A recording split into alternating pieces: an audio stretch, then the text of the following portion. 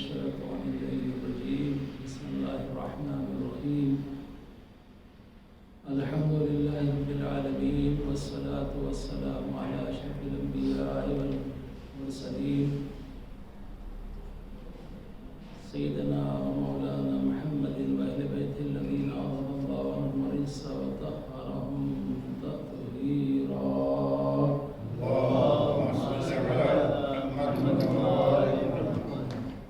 أما بعد فقد قال الله تبارك وتعالى في كتابه المجيد وفرقانه الحميد وخطابه المتين وهو أصدق الصادقين وقوله الحق. بسم الله الرحمن الرحيم إن الذين آمنوا وعملوا الصالحات لهم جنات تجري من تحتها الأنهار ذلك الفوز الكبير. صلوات محمد وآل محمد.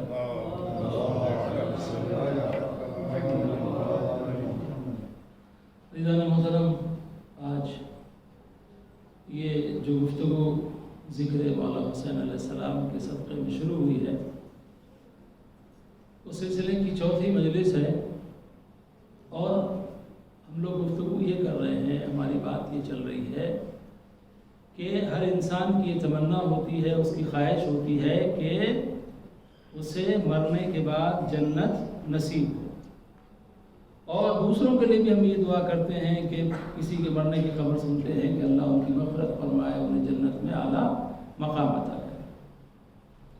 لیکن جنت میں مقام حاصل کرنے کے لیے، جنت میں جگہ حاصل کرنے کے لیے اللہ سبحانہ و تعالیٰ نے کچھ شرائط بتائی ہیں، کچھ کنڈیشنز ہیں. جنت کی تمنا کرنا اچھی بات ہے، کرنی چاہیے، بلکہ صرف تمنا نہیں کرنی چاہیے، جنت کو حاصل کرنے کی کوشش کرنی چاہیے. اور اگر کوئی انسان جنت کو حاصل کر لے تو یہ جنت کا حاصل کرنا کوئی چھوٹی چیز نہیں ہے، بلکہ اللہ سبحانہ و تعالیٰ نے کہا ذالک الفوز الکبیر، یہ جو ہے بہت بڑی کامیابی ہے، بہت بڑی سکسیس ہے کہ کوئی جنت کو حاصل کرے. لیکن جنت آرزوؤں سے نہیں ملتی، جنت تمنا سے نہیں ملتی، جنت صرف سوچنے سے نہیں ملتی، بلکہ جنت کے لیے کچھ عمل کرنا پڑتا ہے، اور اس عمل سے پہلے جو شرط ہے وہ ہے ایمان کی شرط.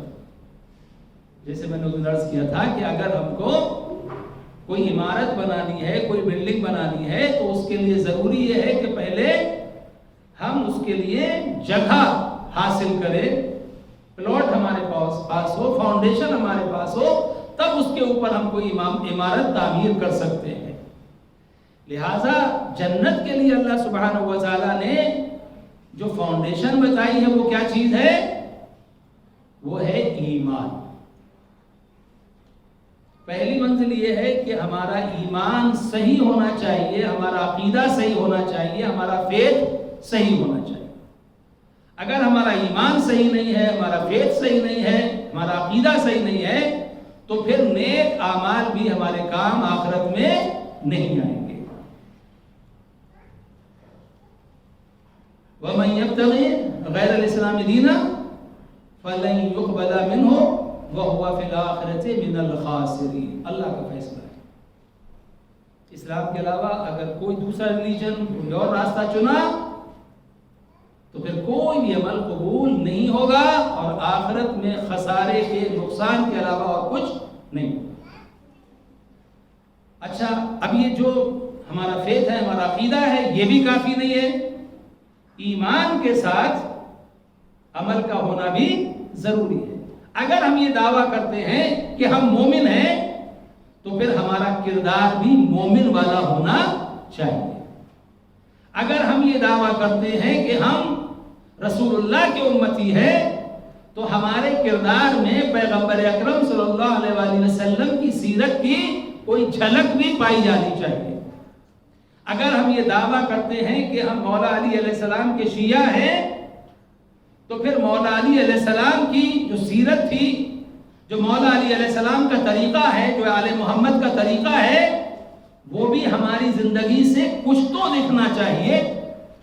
یہ عمل کی منزل ہے. تو عزیزان محترم، عقیدے کی شروعات کس چیز سے ہوتی ہے؟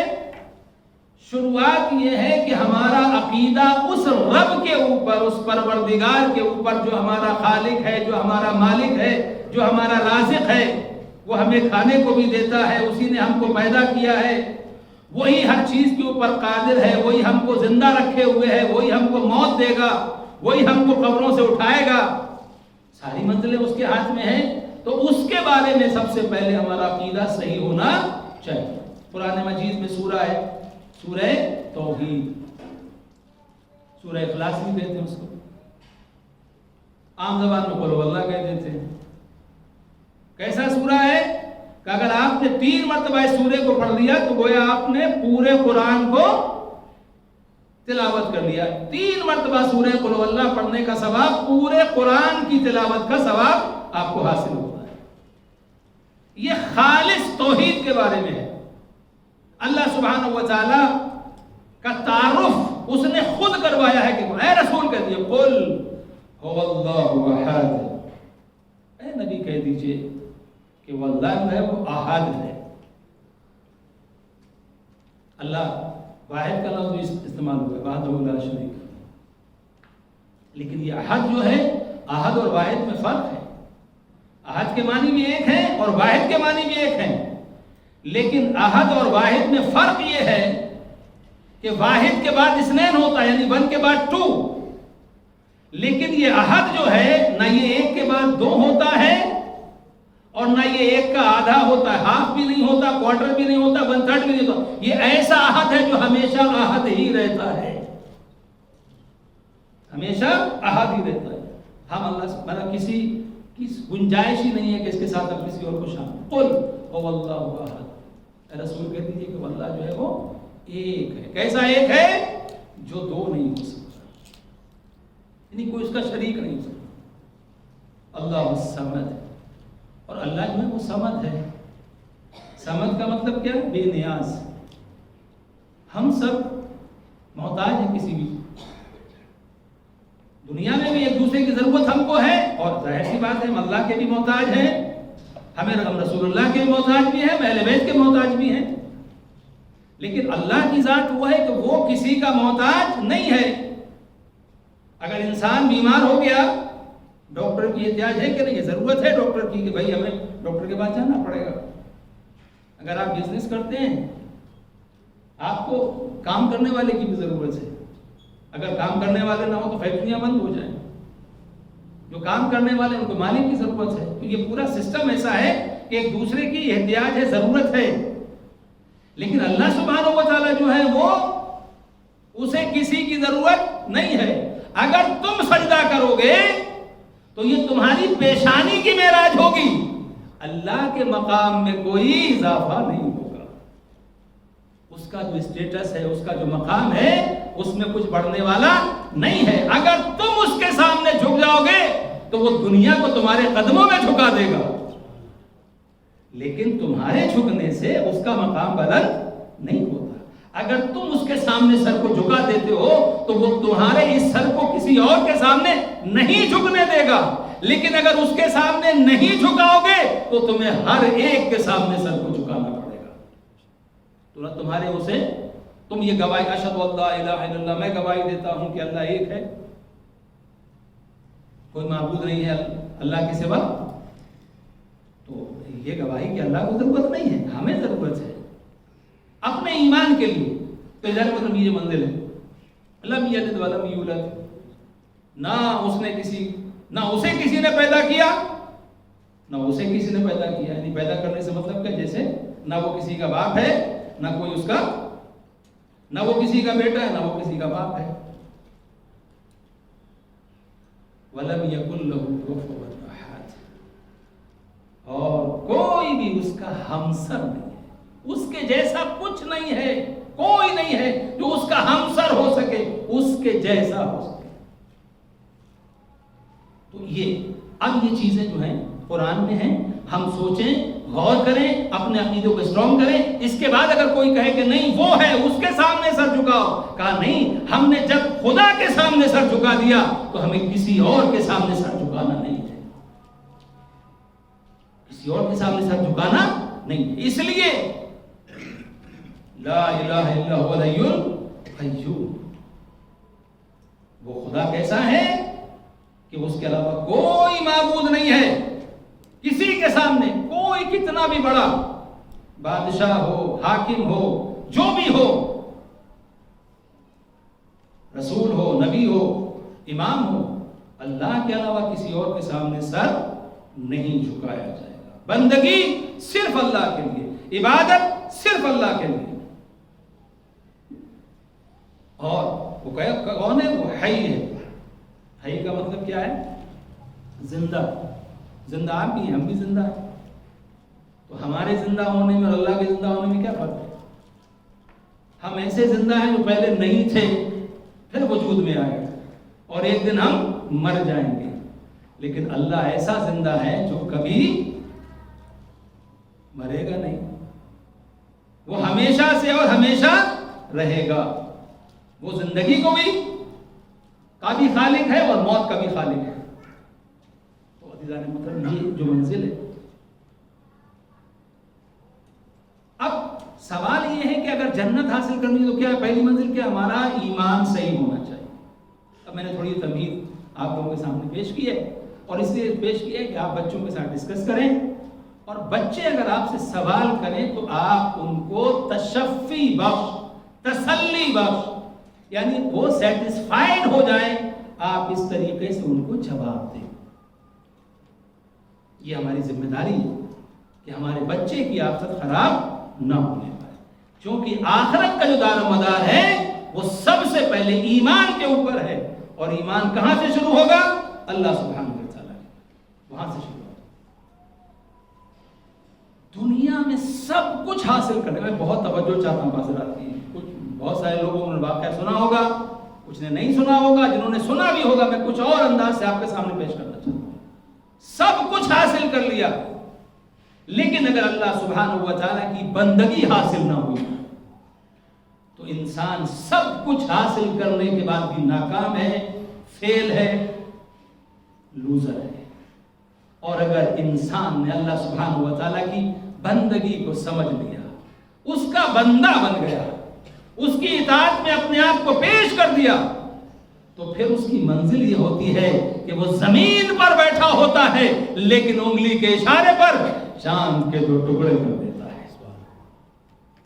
اس کی منزل یہ ہوتی ہے کہ وہ اشارہ کرتا ہے، ڈوبا ہوا سورج پلٹ آتا ہے.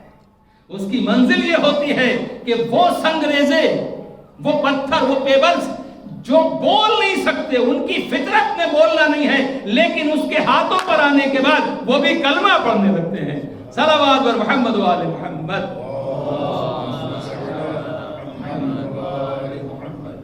تو عزیزان محترم، اب جلدی سے میں بات کو آگے پیش کروں آپ کی خدمت میں. ایک بادشاہ گزرا ہے جس کا نام ہے شداد. دنیا کے جو بہت بڑے بادشاہ گزرے ہیں جنہوں نے دنیا کے بڑے حصے کے اوپر حکومت کی، اس میں سے شداد ہے. یعنی یہ بادشاہوں کا بادشاہ، اس کے انڈر میں بہت سارے بادشاہ ہیں. جناب ہود علیہ السلام کا زمانہ ہے. نبی کون ہے؟ جناب ہود. نبی کا کام کیا ہے؟ لوگوں کو بلانا. اب لوگ مانے نہ مانے یہ ان کی مرضی ہے. ہود علیہ السلام نے اسے کہا کہ تو ایک خدا کو مان، خدا کی عبادت کر، اللہ کے علاوہ کسی اور کی عبادت نہ کر. اس نے ہود علیہ السلام سے سوال کیا. اس نے کہا اچھا اگر میں آپ کے خدا کو مان لوں تو مجھے کیا ملے گا؟ اگر میں آپ کے خدا کو مان لوں اور اس کی اطاعت کروں مجھے ملے گا کیا بدلے میں؟ اب ظاہر سی بات ہے، حکومت کا گھمنڈ، حکومت کا زوم، ساری دنیا میرے قدموں میں ہے، مجھے کوئی کیا دے سکتا ہے؟ کہا اگر میں مان لوں تمہارے خدا کو تو کیا ملے گا؟ جناب ہود علیہ السلام نے کہا جنت ملے گی. جنت میں کیا ہوگا؟ اب ہود علیہ السلام نے بتایا کہ وہاں پہ ایسے محل ہوں گے جنت میں، اور وہاں پہ اس طریقے کی نہریں جاری ہوں گی، ایسے گارڈن ہوں گے. انہوں نے ساری چیزیں بتائی. اس نے کہا کہ یہ کون سی بات ہے، یہ کون بڑی بات ہے؟ تم جس جنت کی بات کر رہے ہو اس سے اچھی جنت تو میں بنا سکتا ہوں خود. میرے پاس اتنا پیسہ ہے، اتنی دولت ہے، میں بنا سکتا ہوں. مجھے کیا ضرورت ہے تمہارے خدا کی جنت کی؟ میں خود اپنی جنت بناؤں گا. اور اس کے اوپر وہ سوال ہو گیا کہ نہیں اب تو جنت بنے گی. جنت بنے گی کیسے؟ جیسی بتائی ہے ویسی، اس سے بھی اچھی بنانے کی کوشش. اب ظاہر سی بات بادشاہ سارے جو اس کے انڈر میں بادشاہ نے سب کو حکم دیا جتنا بھی تمہارے پاس گولڈ ہے سلور ہے سونا چاندی جتنا بھی ہے جتنے جواہرات ہیں تمہارے پاس سب بھیج دو. اب وہ آ گئے سب اور بننے لگی جنت. شہر آباد ہو رہا ہے. شہر کا نام کیا رکھا گیا؟ ارم. ارم جنت ہو گئے تھے. اب وہ شہر بنایا جا رہا ہے تو مکان کس چیز کے بن رہے ہیں؟ سونے کے گولڈ کے چاندی کے مکان بنائے جا رہے ہیں. اس کے اندر یاقوت پرلز جو بھی جواہرات ہے وہ سب لگائے جا رہے ہیں. ہزاروں مکان بنائے گئے. اس کے اندر نہریں جاری کی گئی. روایت میں ہے کہ اس نے 100 آدمیوں کو ذمہ داری سونپی تھی کہ تم دیکھ ریکھ کرو گے تم بنواؤ گے جنت. اور ہر ایک آدمی کے انڈر میں 1000 آدمی تھے کام کرنے والے. کتنے لوگ کام کر رہے تھے؟ 1,00,000 آدمی. بنتی رہی جنت. بعض روایتوں میں 300 سال. بہت توجہ چاہتا ہے مطلب 300 سال تک جنت بنی. اور اب جب جنت بن رہی ہے مسلسل جو دریا ہوتے ہیں نا نہروں کے اندر کا پتھر ہوتے ہیں وہاں پتھر کی جگہ پر کیا چیز ہے؟ ہیرے اور جواہرات ڈائمنڈ پڑے پرلز پڑے. اب ہو گئی جنت. خبر پہنچی جنت کمپلیٹ ہو گئی. اس کو ٹوٹل عمر جو اس کی ہوئی تھی وہ 900 سال کی ہوئی تھی. بن گئی جنت. چلو اب اوپننگ ہوگی ادگھاٹن ہوگا جنت کا. کس کے ہاتھ سے؟ وہ بادشاہ جو اپنے آپ کو خدا سمجھ بیٹھا ہے جو یہ کہتا ہے کہ ساری دنیا پر میری حکومت ہے. چلا لشکر ساتھ میں بہت بڑا لشکر ساتھ میں. روایت میں یہ ہے کہ ایک یعنی جو فاصلہ تھا جہاں جنت بن رہی تھی یمن اور حجاز کے درمیان میں کوئی جگہ پر تو 1 دن اور 1 رات کا فاصلہ باقی رہ گیا تھا. اور وہاں پر ایک تیز آواز آسمانی آواز ہوئی بجلی کے ساتھ اور وہ سارا کا سارا لشکر ختم. اور ساتھ میں یہ بھی نمرود تھوڑا الگ ہو گیا تو یہ بھی مر گیا ساتھ میں. لیکن ایک دوسری روایت جو ہے وہ اس سے بھی زیادہ عبرتناک ہے. وہ کیا ہے کہ یہ پہنچا اپنی جنت کے دروازے تک. جنت کے دروازے تک پہنچ گیا جو اس نے بنائی تھی. اس کی بنائی ہوئی جنت تھی. اور اس کا ایک پیر اس نے نکالا گھوڑے کی رکاب سے زمین کی طرف اور دوسرا پیر رکاب میں تھا. اللہ سبحانہ و تعالیٰ نے ملک الموت کو حکم دیا کہ جا روح قبض کر لے. کیا بنائی ہے؟ جنت. کہاں ہے؟ ابھی اندر نہیں گیا ہے. ملک الموت کو حکم کیا ہوا؟ روح قبض کر لے. ایک پیر رکاب میں ایک رکاب سے باہر. ملک الموت نے اسی وقت روح قبض کر لی. اتنی بڑی جنت بنوائی 300 سال تک اتنا ساسا لگایا لیکن اپنی بنائی ہوئی جنت میں بھی جا نہیں سکا. اللہ سبحانہ و تعالیٰ نے بتایا کہ دیکھو جب ہم ظالم کی رسی کو چھوڑ دیتے ہیں ڈھیلا چھوڑ دیتے ہیں جب رسی کو دراز کر دیتے ہیں تو پھر وہ یہ سمجھتا ہے کہ ساری کائنات کے ہم مالک ہیں. لیکن جب ہم اس کی رسی کو کھینچتے ہیں تو اتنا مجبور کر دیتے ہیں کہ وہ اپنے قدموں سے زمین پر بھی کھڑا نہیں ہو سکتا ہے. صلوات محمد و آل محمد.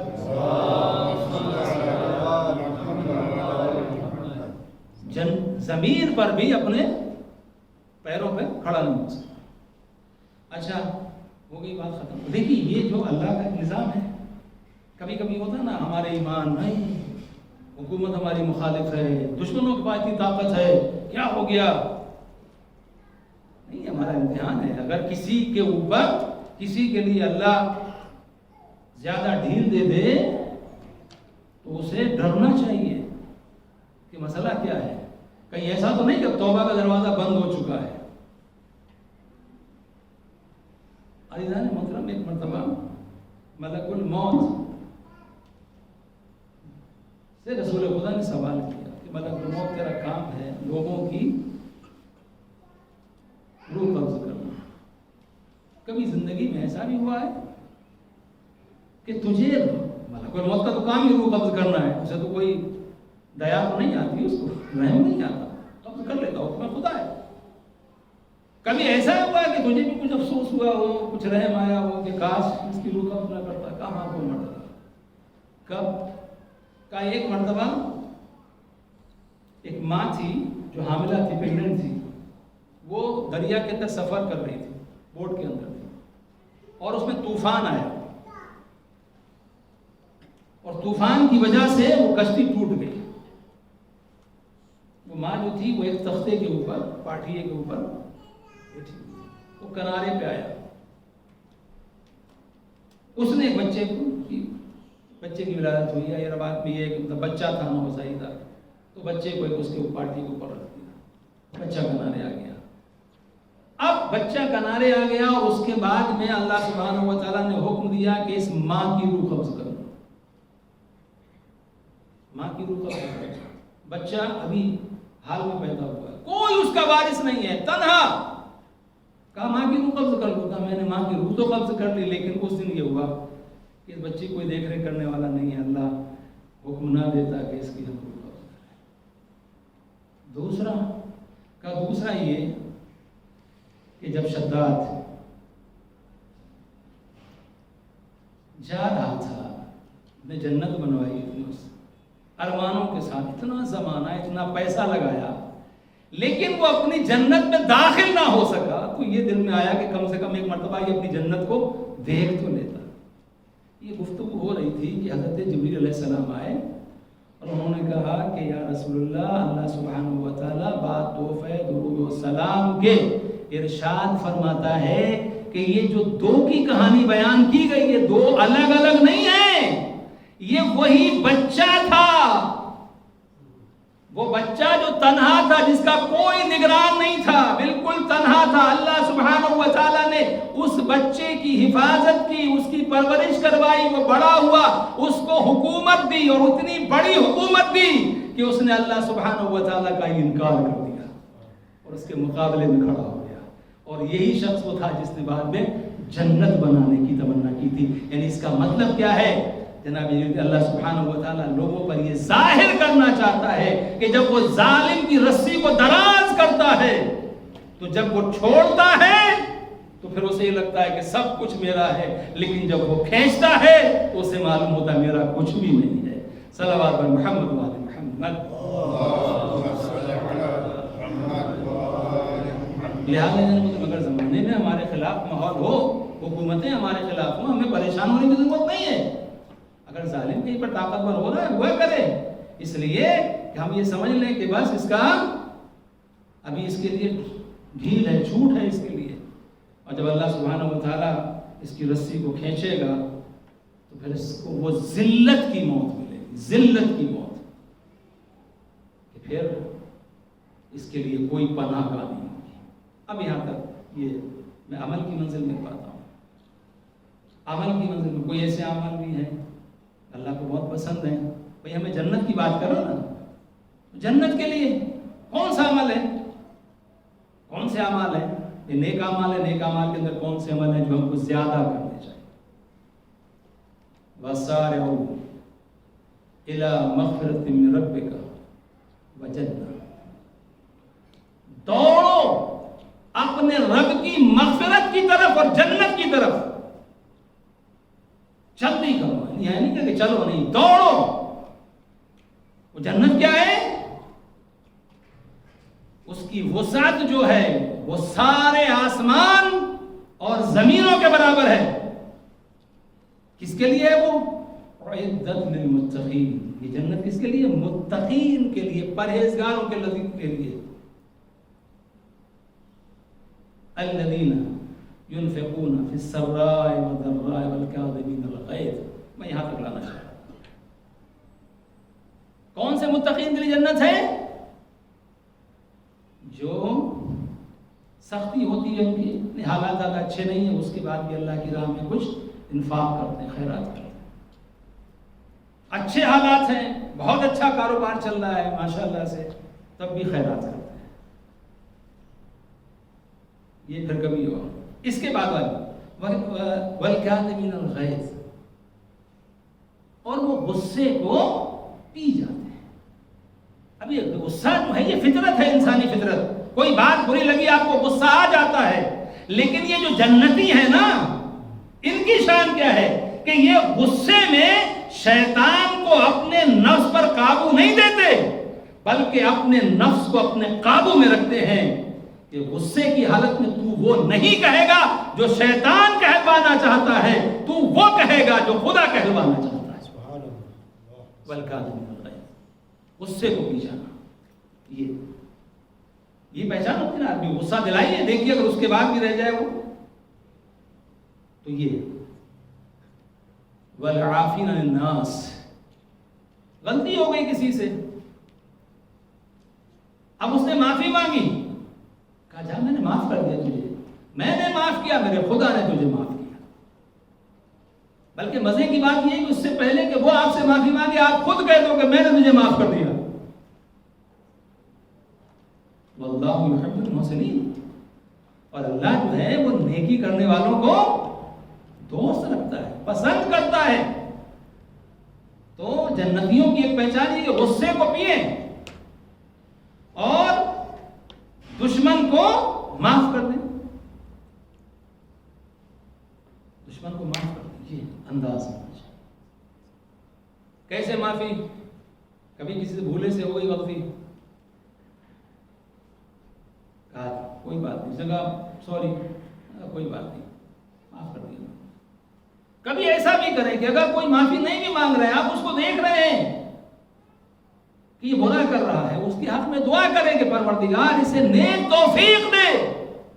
یہ میرا تو گناہ کچھ نہیں کر سکتا جب تک کہ تو میرے ساتھ ہے, لیکن یہ اپنی آخرت کو خراب کر رہا ہے, پروردگار اس کی آخرت کو بچا دے. کبھی آپ کو اس پر قبضہ مل جائے, آپ اس کو, وہ انسان جو ہے وہ آپ کے قبضے میں آ گیا, لیکن آپ نے کہا نہیں, جا, میں نے تجھے اللہ کے لیے معاف کر دیا. اللہ کے لیے نہیں, اس سے بڑی ایک منزل اور ہے, جو تمہارے ساتھ برا کرے تم اس کے ساتھ اچھا سلوک کرو. وہ تمہارا برا چاہتا ہے, تم اس کا اچھا کرو. یہ ہے عفو کی منزل, درگزر کی منزل. پتھر مار رہے ہیں مکے والے, رسول اللہ کیا کہہ رہے ہیں؟ قولوا لا الہ الا اللہ تفلحوا. لا الہ الا اللہ کہو تاکہ تم فلاح پا جاؤ, کامیاب ہو جاؤ. وہ پیغمبر کو زخمی کرنا چاہتے ہیں, رسول اللہ چاہتے ہیں کہ جہنم میں نہ جائے, ان پہ قبر کا عذاب نہ ہو, ان پر آخرت کا عذاب نہ ہو. وہ پیغمبر کو تکلیف دے رہے ہیں, رسول اللہ ان کے لیے دعائیں کرتے ہیں, پروردگار ان کی ہدایت فرما. وہ اپنی تکلیفوں کو لے کے آتے ہیں. اب وقت ختم ہو رہا ہے, زحمت کو یہ تمام کرنا چاہتا ہوں مسائل کی گزر. اگر اجازت ہے, ایک چھوٹا سا واقعہ یہاں پر عرض کروں آپ کی خدمت میں بہت جلدی سے, کہ یہ جو میں نے آیت پڑھی اس کے ذیل میں 3 اماموں کا تفسیر میں جو 3 اماموں کے بارے میں لکھا ہے, امام حسن علیہ السلام کے بارے میں, امام حسین علیہ السلام کے بارے میں, امام زین العابدین علیہ السلام. اللہم صلی اللہ بلند سے محمد میں, اللہم صلی علی محمد و آل محمد. غلام آیا, کھانا لے کے آ رہا ہے, سالن اس کے ہاتھ میں, امام بیٹھے ہوئے ہیں, اس کے ہاتھ کانپے, سالن امام کے اوپر گرا. امام نے اس کے چہرے کی طرف دیکھا. اب ظاہر سی بات ہے کہ یہ غلام, اللہ اکبر, اگر دنیا یہ سمجھ لے نا کہ جو غلامی کا مقصد کیا ہے, یہ جو غلام خریدتے خدمت کے لیے نہیں, یہ انہیں ٹرین کرنے کے لیے غلام بناتے ہیں. ہمارے ائمہ کے جو غلام ہے نا, یہ ہوتا تھا کہ سال بھر رہے, 6 مہینے رہے, اس کے بعد آزاد, کسی بہانے سے بھی آزاد کر دیا. مطلب کہ اب تم ٹرین ہو گئے, تم دین سیکھ گئے, جاؤ اب تم مبلغ ہو, تم دین دوسروں تک پہنچاؤ. دین ایمان کا غلام ہے. لیکن اس نے جیسے ہی امام نے اس کو دیکھا, اس نے کہا والکاظمین الغیظ, اور وہ لوگ وہ ہیں کہ جو غصے کو پی جاتے ہیں. امام نے کہا بس میں نے اپنے غصے کو ختم کر دیا. اب اس نے دیکھا, اچھا والعافین عن الناس, اور لوگوں کو معاف کر دیتے ہیں. امام نے کہا میں نے تجھے معاف کیا. اس نے کہا واللہ یحب المحسنین، اور اللہ سبحانہ و تعالیٰ نیکی کرنے والوں کو پسند کرتا ہے، دوست رکھتا ہے۔ امام نے کہا جا میں نے تجھے رائے خدا میں آزاد کر دیا۔ صلوات بر محمد و آل محمد۔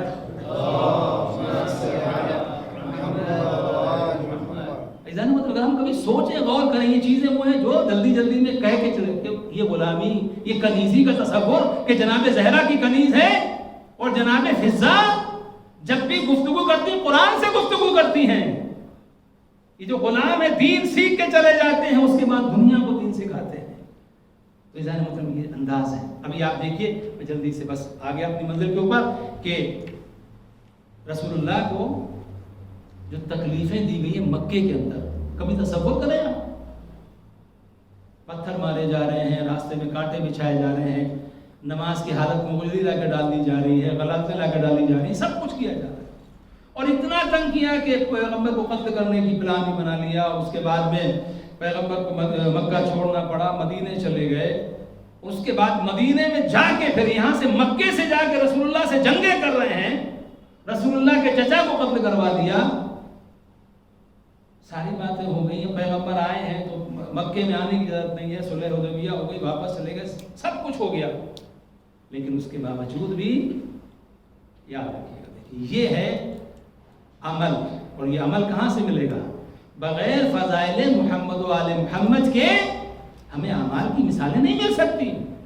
ہم سو کی تبلیغ کر سکتے ہیں، لیکن وہ اگزامپل، وہ نمونے جو دنیا کے سامنے پیش کر دیکھو یہ ہوتے ہیں۔ یہ دنیا والوں کہتے ہو اسلام تلوار کی زور پر ہے، آؤ دیکھو مکہ فتح ہو گیا، وہ لوگ جو رسول اللہ کے جسم سے خون بہاتے تھے، پتھر مارتے تھے، جنہوں نے اصحاب رسول کو قتل کیا ہے، کیا کیا ظلم اٹھائے ہیں، انشاءاللہ موقع ملے گا اس گفتگو آگے چلے گی۔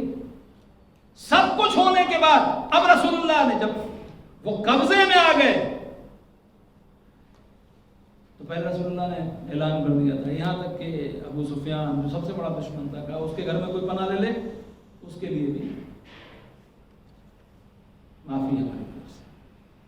اب لوگ جو کچھ گرفتار ہوئے پیغمبر ان سے پوچھ رہے ہیں، رسول اللہ دیکھیے ان سے فیصلہ کروا رہے ہیں، پیغمبر فرما رہے ہیں کہ یہ بتاؤ کہ تمہیں ہم سے کیا امید ہے؟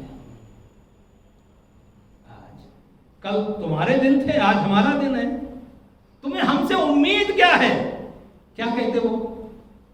یہ ہمیں امید کیا ہوگی آپ میں قتل کر ڈالیں گے، مار ڈالیں گے، لیکن نہیں، انہوں نے کیا کہا؟ یعنی وہ بتا رہے ہیں کہ ہم نے بھلے ہی آپ کی رسالت کا کلمہ نہ پڑھا ہو، لیکن ہم آپ کے کردار کا کلمہ بہت پہلے پڑھ چکے ہیں، ہم جانتے ہیں کہ ہم اور ہیں، آپ اور ہیں، ہمارا ظرف اور ہے، آپ کا کمال اور ہے، ہماری منزل اور ہے، آپ کا کرم اور ہے، ہماری باتیں اور ہیں، آپ کی شان اور ہے۔ کہا وہی جو کوئی گناہگار انسان کسی کریم سے امید کرتا ہے۔ پیغمبر نے کیا فرمایا؟ اذهبوا انتم الطلقاء، جاؤ میں نے تم سب کو آزاد کیا، جاؤ سب کو آزاد کر دو۔ مطلب یہ ہے دشمن پر قابو پا لیا، اس کے بعد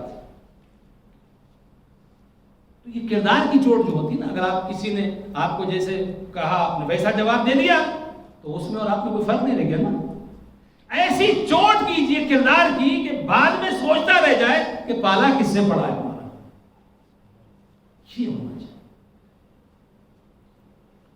دشمن کے ساتھ وہ جو برائی کر رہا ہے اس کے ساتھ اچھا سلوک کرنا۔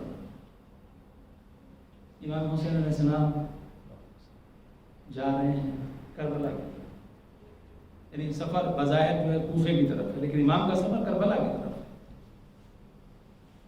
راستے میں ایک صحابی نے سامنے اس کو ایسا لگا کہ جیسے کوئی نخلستان ہے، کوئی کھجوروں کا باغ، اس نے کہا اللہ اکبر۔ امام نے کہا یہ نعرہ تکبیر کی وجہ؟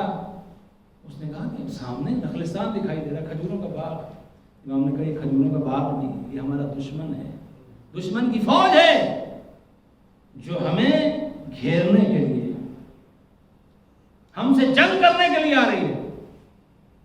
اب وہ جب قریب آئے 1000 کا لشکر. 1000 کا لشکر جو آیا تھا، امام کے اصحاب کہتے ہیں کہ اس سے پہلے جو منزل پہ ٹھہرے تھے، امام نے کہا تھا پانی کا ذخیرہ زیادہ کر لو، اسٹاک کر لو پانی زیادہ. کہا یا رسول اللہ پانی تمہارے پاس بہت ہے، پانی کی کیا ضرورت ہے؟ امام نے کہا ذخیرہ کر لو. ذخیرہ کر لیا. بات سمجھ میں نہیں آئی تھی، لیکن امام کی بات تھی، سمجھ گئے کوئی مصلحت ہوگی. اب جو سامنے آیا لشکر 1000 کا، سردار کون ہے ان کا؟ اور بن یزید الریحائی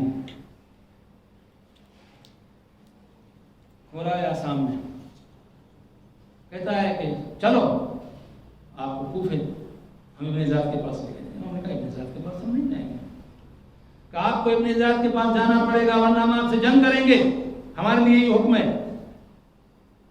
امام نے ایک مرتبہ لشکر کی طرف دیکھا، سب پیاسے ہیں، چہرے زرد پڑے ہوئے ہیں، زبانیں سوکھی ہوئی ہیں. امام فرماتے ہیں ہو یہ سب باتیں بعد میں ہوں گی، تیرا لشکر پیاسا ہے، تو بھی پیاسا ہے، پہلے پانی تو پی لے. توجہ ہے آپ کی. وہ کیا کہہ رہا ہے؟ جنگ ہوگی، یا تو کوفے چلو ابن زیاد کے پاس ورنہ ہم آپ سے جنگ کریں گے. جنگ کا مطلب کیا ہوتا ہے؟ قتل کریں گے نا. امام کہتے ہیں یہ باتیں بعد میں کرنا، پہلے تیرے ساتھی پیاسے ہیں، جو سواریاں ہیں وہ پیاسی، پہلے تو پانی پلا. صاحب نے کہا پانی پلاؤ. کسے پانی پلایا جا رہا ہے؟ دشمن کو پانی پلاتے رہے. ایک لشکر ہور کا ایک شخص، لشکر یزید جو ہے یہ لشکر ہور، اس کا ایک سپاہی کہتا ہے کہ مجھ پہ اتنا پیاس کا غلبہ تھا کہ امام کا ایک صحابی مجھے پانی پلا رہا تھا، لیکن میری حالت ایسی ہو رہی تھی کہ مجھے پانی پلاتا تو پانی پی نہیں پا رہا تھا.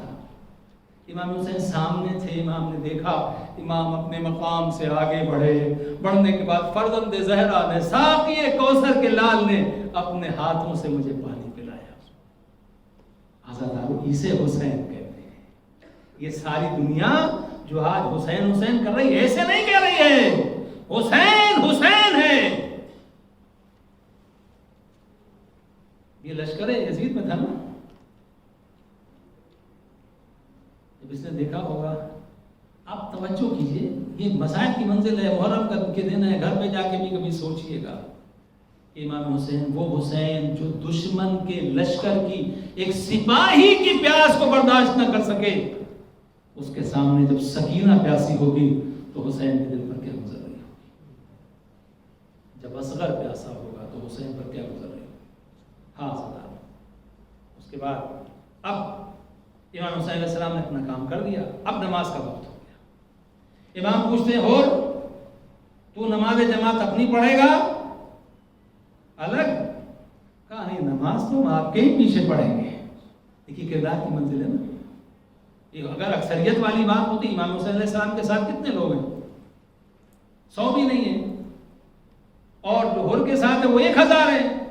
تو میجورٹی کی طرف یہ کہ بھائی چلو ادھر جماعت ہو جائے، لیکن نہیں، اس نے کہا کہ نماز تو آپ کے پیچھے پڑھیں گے. نماز ہو گئی.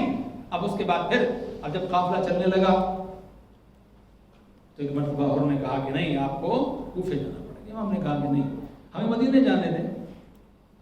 نہیں، آپ کو کوفے ابن زیاد کے پاس جانا پڑنا چاہوں. اور اس کے بعد اور نے آگے بڑھ کے امام کے لجام فرس پر گھوڑے کی جو لگام تھی اس کے اوپر ہاتھ ڈالا.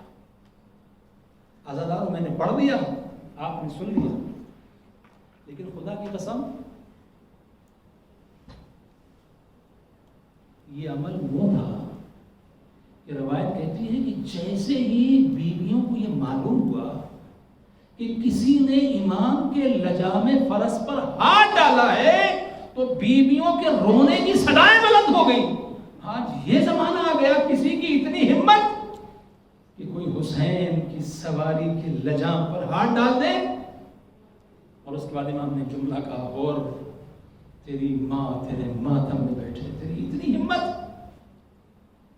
پڑھنے کی دیر نہیں کی، فوراً کہہ دیا اگر آپ کی ماں فاطمہ زہرا نہ ہوتی تو میں بھی ایسا ہی جواب دے سکتا تھا. اس کا مطلب یہ اور بتا رہا ہے کہ میں عظمت زہرا کو جانتا ہوں، عظمت فاطمہ زہرا کو جانتا ہوں. اور امام بھی کہہ رہے ہو تیری ماں تیرے ماتم میں بیٹھے، یعنی امام بتا رہے ہو تو بھٹکا ہوا ہے، تو ہمارے ساتھ آنے والا ہے. اے ہور ایک دن وہ ہوگا، تیری ماں تو کیا جب میری مجلس برپا ہوگی میرے غم کے ساتھ تیرا غم بھی منایا جائے گا، اے ہور تیرے اوپر میری ماں فاطمہ زہرا آنسو بہائے۔ بس مصائب کے منزل سے پہلے 2-3 جملے آپ کی خدمت میں، ہور کو کیا مقام حاصل ہوا، اس کے بعد جب توبہ کر لی امام کے قدموں میں آ گئے، وہ مقام حاصل ہوا کہ جب جناب ہور شہید ہوئے، آپ کی پیشانی سے خون جاری تھا، امام حسین علیہ السلام نے ایک رومال نکالا، وہ رومال جو جناب فاطمہ زہرا کا رومال تھا، جناب زہرا کے رومال کو ہور کی پیشانی پر باندھ دیا، اور اس کے بعد جب ہور کو بعد میں دفن کر دیا گیا، قبیلے کے لوگوں نے ہور کو دفن کیا، شاہ اسماعیل صفوی کا زمانہ آیا، وہ کربلا زیارت کے لیے آئے، ہور کی قبر اس وقت ایسی تھی کہ یہاں پر روزہ بنایا جائے کہ نہ بنایا جائے، کا پہلے دیکھتے ہیں کہ واقعی امام نے اس کو معاف کیا تھا کہ معاف نہیں کیا تھا۔ قبر کو کھولا گیا، اب جب قبر کو کھولا گیا تو کیا دیکھا کہ ہور ایسے لیٹے ہوئے ہیں جیسے ابھی سوئے ہیں، بالکل اس انداز میں جیسے ابھی سوئے ہوں، اور ایک ان کی پیشانی سے ایک رومال بندھا ہوا ہے۔ شاہ اسماعیل صفوی نے آگے بڑھنے کے بعد اس رومال کو کھولا، جیسے رومال کو پیشانی جناب ہور سے جدا کیا، ایک مرتبہ ہور کی پیشانی سے تازہ خون جاری ہوا، شاہ اسماعیل صفوی نے واپس رومال کو باندھ دیا، خون بند ہو گیا۔ نہیں ہور بتا رہا تھا دیکھو میں پہلے خطاوار تھا، میں پہلے گناہگار تھا، لیکن آج میری منزل یہ ہے کہ یہ فاطمہ زہرا کا جو رومال ہے نا، یہ رومال نہیں ہے بلکہ میرے سر کے اوپر تاج ہے، میں دنیا کو بتا رہا ہوں مجھے حسین نے معاف کیا ہے۔ ہاں زیادہ بس آپ کی زحمت تمام، چند جملے مصائب کے اور آپ کی زحمت تمام۔ کربلا شروع ہوئی اور اس کے بعد اب شب عاشور آ گئی، شب عاشور آئی اور رات بھر بے چین ہے، کیا کروں، ایک طرف لشکر یزید ہے، ایک طرف مولا حسین ہے، ایک طرف جنت ہے، ایک طرف جہنم ہے، کہاں جاؤں؟ آخر میں فیصلہ کر لیا، اور اس کے بعد جب صبح کو چلے تو بیٹے کو آواز دی، بیٹا بھی ساتھ میں آ گیا، بھائی بھی ساتھ میں آ گیا، جا رہے ہیں۔ کسی نے جب ہور کی کیفیت کو دیکھا، ہور اس انداز سے نکلے تھے جیسے اپنے گھوڑے کو پانی پلانے کے لیے لے کے جا رہے ہیں، تو کسی نے دیکھا، پوچھا، کہا ہور میں تیرے اندر کچھ تبدیلی راز سے دیکھ رہا ہوں، تو کچھ گھبرایا ہوا لگ رہا ہے، کچھ بے چین لگ رہا ہے، اگر مجھ سے کوئی پوچھتا کہ کوفے میں سب سے زیادہ بہادر کون ہے، میں تیرا نام لیتا، لیکن میں تیری یہ کیا کیفیت دیکھ رہا ہوں۔ ایک مرتبہ اور کہتے ہیں جو میں دیکھ رہا ہوں وہ تو نہیں دیکھ رہا ہے، ایک طرف جہنم کے شعلے ہیں، ایک طرف جنت کی بہاریں ہیں، ارے حسین کے ساتھ جاؤں گا تو جنت ملے گی۔ عزادارو جناب ہور چلے، اب جب مولا حسین کی خدمت میں جا رہے ہیں تو ایک مرتبہ بیٹے سے کہا، بیٹا میں مولا حسین کی خدمت میں جا رہا ہوں، میں نے بہت بڑا گناہ کیا ہے، میں مولا حسین کو کربلا میں لے کے آیا ہوں، اس جنگل میں لے کے آیا ہوں، اے میرے لال مجھے اس طریقے سے لے کے چلو جیسے گناہگار جاتا ہے، بیٹا میرے چہرے کے اوپر ابا ڈال دو، اے میرے لال میرے ہاتھوں کو باندھ دو، مجھے گناہگار کی طرح سے لے کے جاؤ۔ عزادارو بیٹا لے کے جا رہا ہے، امام حسین کی خدمت میں پہنچے، امام نے دیکھا میرا مہمان آ گیا، میرا مہمان آ گیا، امام اٹھے آگے بڑھے، ہور نے ایک جملہ کہا، عجیب جملہ ہے، ہور کہتے ہیں اے مولا حسین، اے مولا حسین کیا مجھ جیسے گناہگار کی خطا بھی معاف ہو سکتی ہے؟ میں اتنا سننا تھا، امام نے ہور کو سینے سے لگایا، اور میں نے تجھے معاف کیا، میرے خدا نے تجھے معاف کیا، اے ہور تیری ماں نے کیا تیرا نام ہور رکھا ہے، تو دنیا میں ہور ہے، آخرت میں شہید ہے۔ اور اس کے بعد اب امام یہ سوچ رہے ہیں کہیں ہور کو زیادہ احساس نہ ہو جائے، کہتے ہور ایک مرتبہ ہور کے چہرے سے جب مولا نے نقاب کو ہٹایا اور ہور نے امام حسین کے چہرے کو دیکھا تو کیا دیکھا، حسین کی آنکھوں میں آنسو بھرے ہوئے ہیں، حسین کی آنکھوں سے آنسو جاری ہے۔ کہا فرزند زہرا آپ گریہ کیوں کر رہے ہیں؟ کہا ہور جب تو کل دشمن بن کے آیا تھا، ارے تجھے پانی پلایا تھا، آج دوست بن کے آیا ہے، فاطمہ کے لال کے پاس ایک کوزہ پانی بھی نہیں ہے جس سے تیری ضیافت کر سکے۔ ہور نے کہا مولا मौला शर्मिंदा न कीजिए, बहुत गुनाहगार हूँ मौला। ए मेरे मौला आपके कदमों में आया हूँ, जल्दी से मुझे मरने की इजाजत दे दीजिए। इमाम ने कहा नहीं हुर तू हमारा मेहमान है। हुर का इसरार बढ़ा। इमाम ने कहा ठीक है। उसके बाद कहता नहीं मौला पहले मेरे बेटे को जाने दीजिए। यानी हुर ये महसूस करना चाहते थे, हुर को ये अंदाजा था मेरा मौला हुसैन अली अकबर के लाशे को उठाएगा तो मैं भी तो महसूस करूं जवान का दाग कैसा होता है। हुसैन की मोहब्बत में जवान बेटे के दाग को महसूस करूं। कहा मौला पहले मेरे बेटे को जाने दीजिए। बेटा मैदान जंग में गया, जंग करता रहा और उसके बाद जब मैदान से वापस आया अभी जख्मी आया है। कहा बाबा अगर थोड़ा सा पानी मिल जाता तो इन अशकिया को बताता कि जंग कैसे की जाती है। उन्होंने कहा हमें ज्यादा शर्मिंदा न कर, अरे पानी की बात न कर, अपनी जान को मौला हुसैन पर कुर्बान कर दे। आजादार वो वक्त आया कि हुर के बेटे ने अपने बाबा को आवाज दी, हुर अपने मकाम से उठे, लेकिन जब पहुंचे तो क्या देखा, अरे हुर के बेटे का सर है, फातिमा जहरा के लाल का जानू है। हुसैन अपने जानू पर हुर के बेटे के सर को रखे हुए हैं। हुर आगे बढ़े, जनाजे को उठाना चाहते हैं। एक मर्तबा इमाम हुसैन ने कहा अरे हुर क्या गजब कर रहा है, कोई बाप अपने जवान के लाशे को नहीं उठाता। ए हुर तेरे बेटे के लाशे को हुसैन उठाएगा। इमाम ने लाशे को उठाया, लेकिन मैं कहूंगा मौला आपने हुर से तो कह दिया अरे कोई बाप जवान बेटे के लाशे को नहीं उठाता, लेकिन मेरे मौला जब लाश है अली अकबर मैदान करबला में पड़ा होगा, जब आप अली अकबर के लाशे को उठाएंगे कौन आपसे कहेगा ए मौला हुसैन बाप जवान के लाशे को नहीं उठाता। ए मेरे मौला लाश अली अकबर को कैसे उठाइएगा। आजादारो इमाम लाशे को उठा रहे हैं, फिर आवाज देते हैं ए बनी हाशिम के बच्चों आओ, अरे जवान का लाशा हुसैन से नहीं उठता। हुसैन की